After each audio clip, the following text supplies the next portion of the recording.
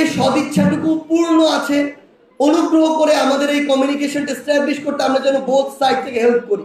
আপনারাও আপনাদের দিক থেকে একটু এগিয়ে আসুন। আমরা আমাদের থেকে এখন থেকে সর্বোচ্চ চেষ্টা করব। দিন শেষে বৈষম্য বিরোধী ছাত্র আন্দোলন বলি, নাগরিক কমিটি বলি, যত শব্দই বলি না কেন, আমাদের এই যে চাওয়া পাওয়া না, আমরা আমাদের নিজের চোখের সামনে দেখছি।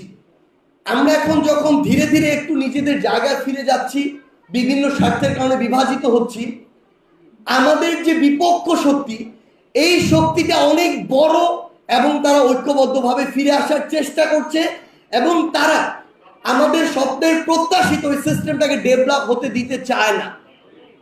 যদি এটা ডেভেলপ হয় তাহলে ওই রকম একজন সো কল ভূমিমন্ত্রিত কানাডায় 360টা বাড়ি করা সম্ভব না।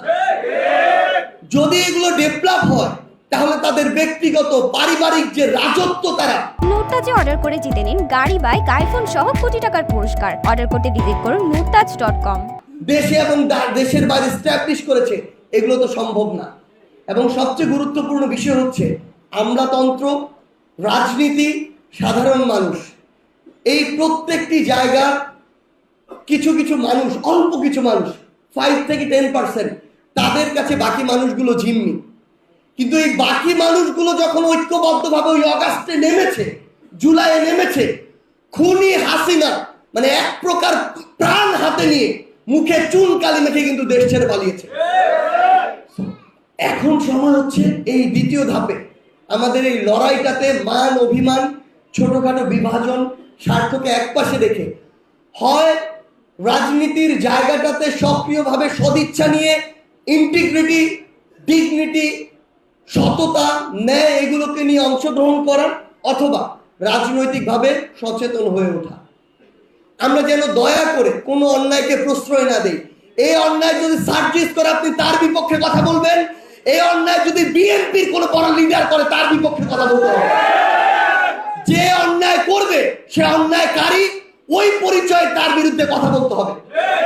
আপনি যদি এই কথা বলা বন্ধ করে দেন, আজকে না হোক, খুনি হাসিনা তৈরি হয়েছিল 16 বছরে, এরপরে 5 বছরেই তৈরি হয়ে যাবে।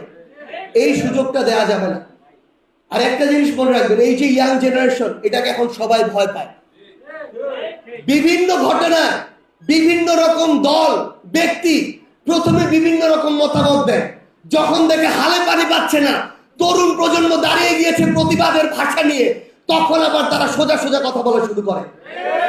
ফ্যাক্ট হচ্ছে আমরা আমাদের ন্যায় নীতির উপরে কতটা দাঁড়িয়ে থাকতে পারি। যে দেশ এবং দেশের মানুষের স্বার্থকে দল, ব্যক্তি, গোষ্ঠী এসব স্বার্থের আগে প্রাধান্য দিতে পারবে, তাকে সমর্থন দিবেন, যে পারবে না তাকে বর্জন করবেন। আমরা বিশ্বাস করি আমাদের এই ঐক্যবদ্ধ যাত্রা আগামীর বাংলাদেশ প্রতিষ্ঠা, দীর্ঘ সময়ের যে লড়াই, এই যাত্রা, এই লড়াই আমরা ঐক্যবদ্ধভাবে একসাথে চলতে পারবো।